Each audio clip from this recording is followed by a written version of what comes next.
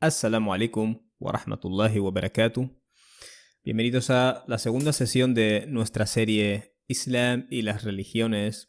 Hoy vamos a hablar del animismo, lo cual va a ser una clase o una sesión distinta a las demás, porque en el resto de sesiones hablaré de religiones específicas, pero aquí vamos a hablar de un grupo de religiones con todos los problemas que eso implica. Antes de empezar, os recomiendo que vayáis a www.adamacademia.com/personalidad y hagáis el test de personalidad que ahí os he dejado. Al terminar este test, recibiréis resultados y consejos personalizados en base a vuestros resultados derivados del Corán y la Sunna.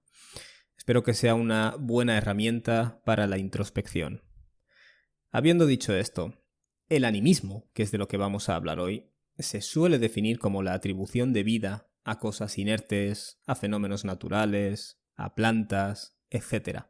Y se suele utilizar esta palabra como una forma general de referirse o de referirnos a las religiones en las que se suele creer en espíritus, almas de ancestros, chamanes, etc., que a menudo son religiones, no religiones mundiales, sino religiones locales o indígenas de diferentes pueblos, ¿no? Suelen ser religiones que no tienen textos, es decir, se transmiten de manera totalmente oral y no tienen doctrinas escritas, ¿no? Hay un problema a la hora de usar esta descripción, ¿no? Decir animistas. Es decir, la forma en la que se empezó a utilizar es muy problemática y hoy en día se sigue utilizando esta palabra pero con matices, y eso es un poco de lo que yo quiero hablar, qué tipo de religiones nos estamos refiriendo y cuál sería una visión islámica. Es importante tener en cuenta que alrededor de 1900 y las décadas anteriores, los antropólogos europeos estaban obsesionados con identificar cuál fue la primera religión. Claro, ¿y qué es lo que hicieron? Poneos ahora en el papel de la antropología en esa época. Los europeos habíamos colonizado todo el mundo y teníamos unas ansias de estudiar el mundo y sus tradiciones desde nuestra perspectiva de superioridad, ¿no? Y filtrándolas siempre para crear una narrativa en la cual eso es primitivo y lo nuestro es avanzado, ¿vale? Al final, el propósito de muchas de las ciencias sociales en esa época era esta.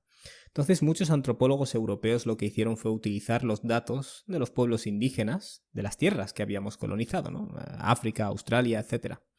Y un antropólogo del siglo XIX, llamado E. B. Taylor, T-Y-L-O-R, desarrolló la teoría de que la primera religión fue el animismo, ¿vale? La palabra animismo viene de anima, anima significa alma, en latín y de hecho en algunas lenguas actuales, el catalán por ejemplo, anima significa alma y se refiere al hecho de que algo se mueve, ¿no? En castellano tenemos frases como dibujos animados, ¿no? Ese tipo de cosas. Usamos la palabra animales, ¿no? Que son seres, a diferencia de las plantas, pues son seres que se mueven, ¿no?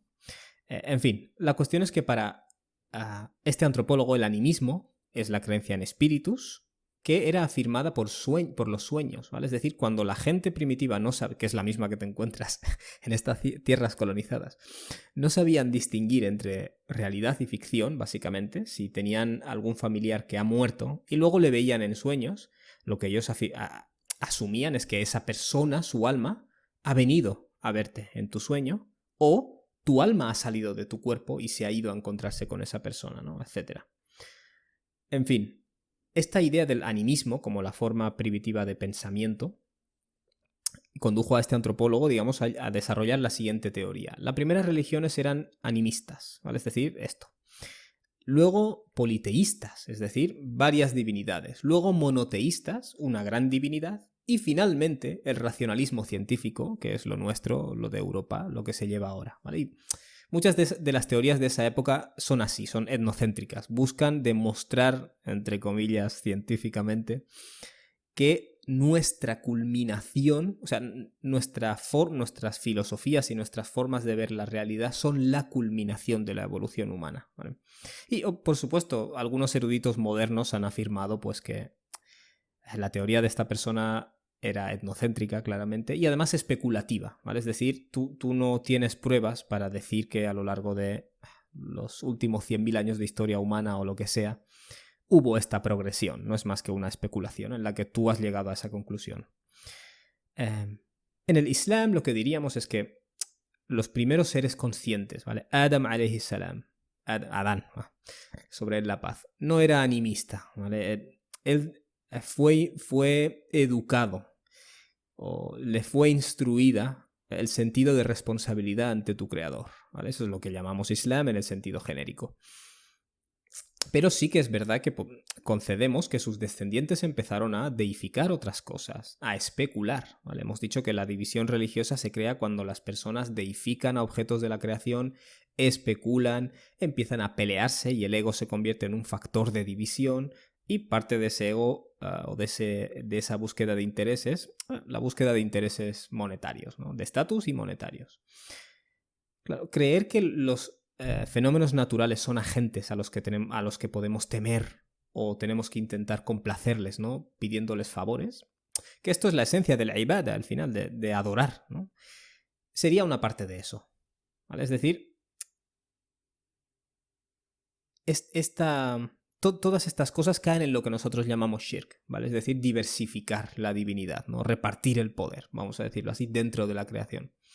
Es interesante señalar que la mayoría de religiones que llamamos bajo este paraguas, insisto, posiblemente problemático, animistas, creen en un Dios creador. Y esto es algo de lo que hablaré ahora un poco. Y si estás más interesado en la teoría, en las lagunas de esta teoría que dice que el animismo realmente es la religión de la fitra, ¿no? O la religión primigenia, y no el hecho de entregarse a tu creador, te recomiendo que vayas a ver el episodio 6 de mi serie Ateísmo no tan racional, donde explico cuáles son los problemas, ¿no? Con esta línea de razonamiento. En fin, muchas personas hoy en día, investigadores y tal, se opondrán, digamos, al carácter especulativo de algunas de las teorías que han estado circulando, pero siguen usando la palabra animismo como una forma útil de definir a todas esas religiones en las que se ve al mundo lleno de agencias o de entidades no humanas, ¿vale? La gente que ve espíritus en las plantas, espíritus en las nubes, espíritus por todas partes, ¿no? Digamos. Yo diría, si queremos buscar una terminología islámica, que al final la terminología del Corán es la que ha usado Dios, ¿no? Siempre es mejor enmarcarlo en esas terminologías. Que estamos hablando al final de una forma de shirk más o menos extremo, ¿no? Es decir, no solo crees que hay agentes en el universo, sino que les das a estos agentes el poder de atraer el beneficio y apartar el perjuicio, ¿vale? Por tanto, es una forma de shirk. Y yo señalaría dos cosas importantes. La primera de ellas es que el Islam acepta la existencia de realidades no perceptibles, por la sencilla razón de que nuestros sentidos son limitados, ¿vale? Vamos a imaginar que tienes una especie de organismo que no puede, yo qué sé, ver a los animales o ver a las plantas. En otras palabras, tiene bastante sentido que haya tipos de existencia que otros tipos de existencia no puedan percibir por las limitaciones sensoriales que tienen. Entonces, en el Islam se acepta que existen realidades no perceptibles. ¿Qué es lo que ocurre? Que el Islam rechaza la superstición como una forma de de especulación, de conjetura, y también como lo que nosotros llamaríamos bid'a, ¿no? Innovación religiosa. Es decir, son conceptos que no puedes trazar a ningún profeta, ¿vale? No hay ninguna persona inspirada por Dios que haya enseñado esto. Han sido cosas que se han innovado a través del desarrollo cultural. Ejemplos de esto, por ejemplo, que el Islam condena lo que llamamos tiyara, ¿no? La superstición, el leer el movimiento de animales o el movimiento, sí, de animales en general, para presagiar el bien o el mal, ¿no? Buen futuro o mal futuro. La astrología, ¿no? La creencia en que el movimiento de los astros influirá en nuestra suerte, ¿no? Podríamos decir. También se condena en el Islam el contagio por maleficio, es decir, de manera sobrenatural te contagia una enfermedad, ¿no? Por supuesto, el llevar amuletos, invocar a almas de ancestros o creer que tienen algún poder de beneficiarte o perjudicarte. Que, fíjate, aquí en el Islam incluiríamos a los animistas que invocan a sus ancestros, e incluiríamos, por ejemplo, a la práctica católica de utilizar a santos como intercesores. O sea, al final es lo mismo manifestado en diferentes maneras. Por eso esta idea de la progresión de las religiones es engañosa, ¿vale? Y ahora hablaré un poco de eso. Pero bueno, al fin y al cabo no es más que... Bueno, ahora hablaré de eso. En fin, otra cosa que el Islam condena es la clasificación de los animales, ¿no? En base a supersticiones, etc.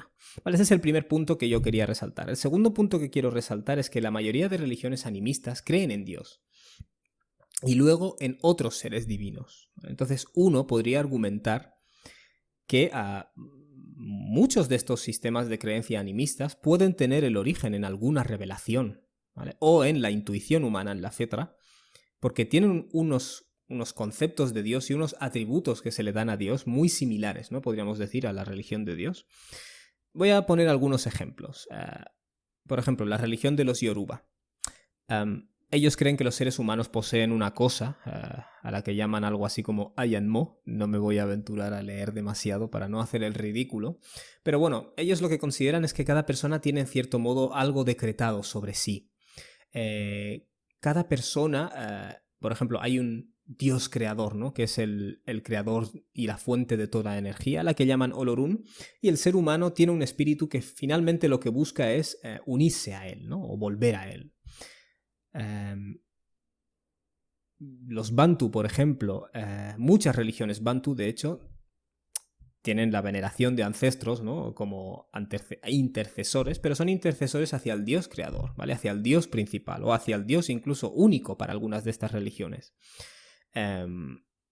Y los nombres que se les dan a Dios, ¿no? A la divinidad, tienen mucho que ver con el cielo, yo qué sé, sustentador del cielo y la tierra, ¿no? Etcétera, etcétera. La religión de los Masái es abiertamente monoteísta, ¿no? Y no tiene ningún vínculo con el cristianismo o el islam o estas tradiciones, ¿no?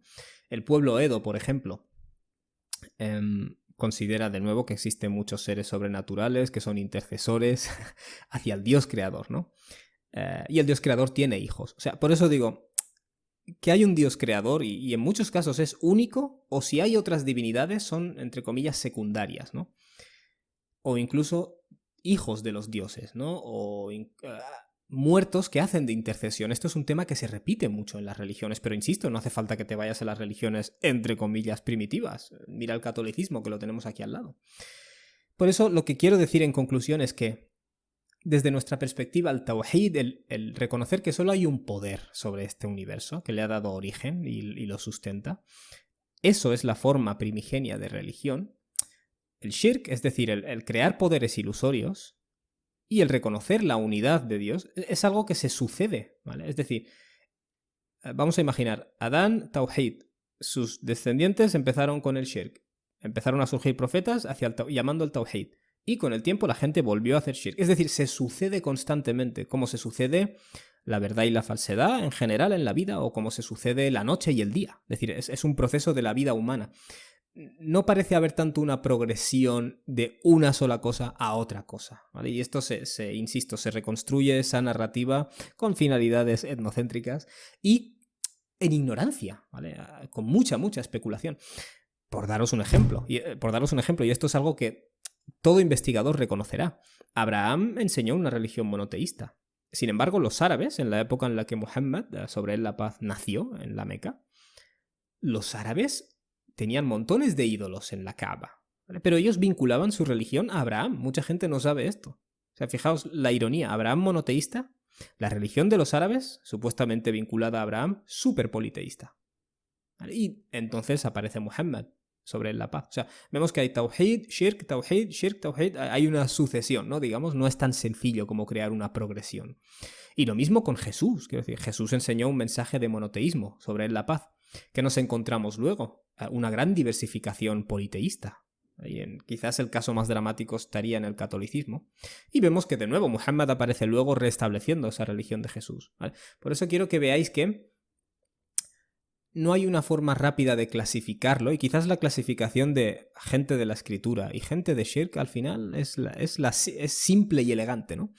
Pero bueno, espero que hayáis encontrado beneficio a esta sesión, que vayáis a www.adamacademia.com/personalidad y hagáis el test de personalidad con consejos del Corán y compartáis este contenido. Barakallahu fikum.